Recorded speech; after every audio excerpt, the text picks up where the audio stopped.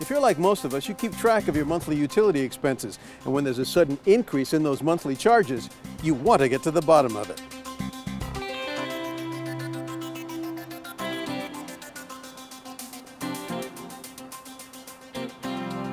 And while conserving energy by installing things like solar lights, you want to find out who sets the electric rates.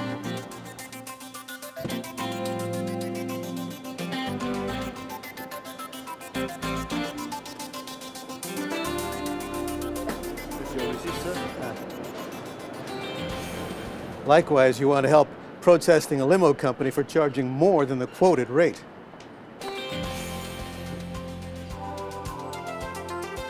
Hi, I'm Tomas Romano, and I'm standing here in front of the California Public Utilities Commission here in the Civic Center of San Francisco.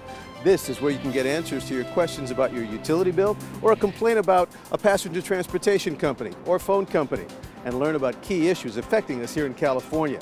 With field offices in Los Angeles and Sacramento, the California PUC has been protecting our interests for 125 years.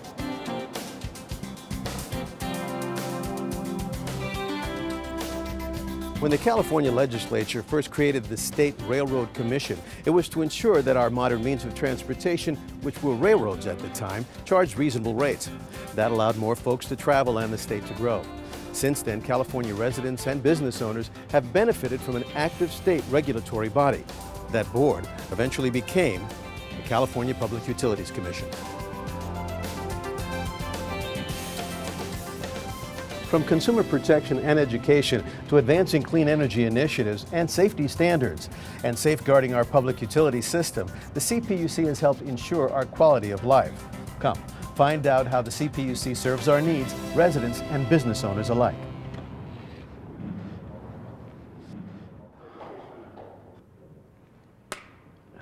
While I'm on my way up to the CPUC, my friend and esteemed colleague Barbara Rogers will introduce you to some of the helpful folks here at the CPUC who will address our concerns.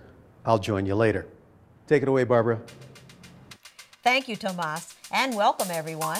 Our California Public Utilities Commission regulates privately owned utilities, telecommunication companies, rail, and transportation companies, and looks at new ways to tap into alternative energy sources.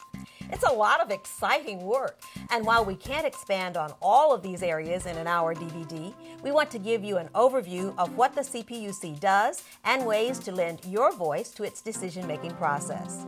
You'll also learn how to access free informational materials and find answers to your questions and complaints. I'd like to introduce one of the experts from the CPUC who will be joining us today, Karen Miller, Public Advisor. Thank you so much for your time, Karen, and for being here. My pleasure, Barbara.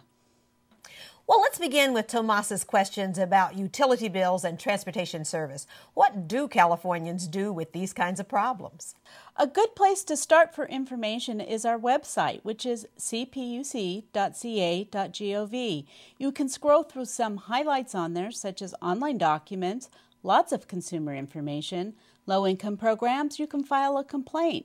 You can view a calendar of events. There's all kinds of interesting information.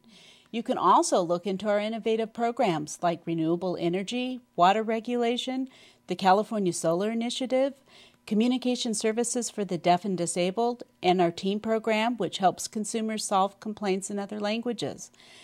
We also have the California Lifeline program. There's also the handy site, calphoneinfo.com, which can help you learn about and manage your phone service. Much of the information provided on CalPhone Info is available in multiple languages. And for assistance with your small business issues, to check on disability access for our public meetings, or to request an interpreter or speaker for an event, it's all there on our website. Like the real CPUC, the virtual CPUC offers a lot of information. Exploring both sites, the CPUC and the CalPhone Info, is a good way to begin finding answers to your questions. That sounds good. Let's see those links again. cpuc.ca.gov and calphoneinfo.com. And the sites are updated regularly. Okay, let's talk about the CPUC in general. Who governs the CPUC and how are decisions made? After all, the services regulated by the CPUC are essential to our lives. There are 5 commissioners appointed by the governor and confirmed by the state senate. Commissioners usually meet twice a month to vote on proposed decisions, which can range from setting utility rates to addressing consumer safety issues. Working with the commissioners to make sure that all the concerns and facts are considered are teams of analysts, economists, inspectors, lawyers, engineers, financial examiners, auditors, and administrative law judges. A lot of highly trained people.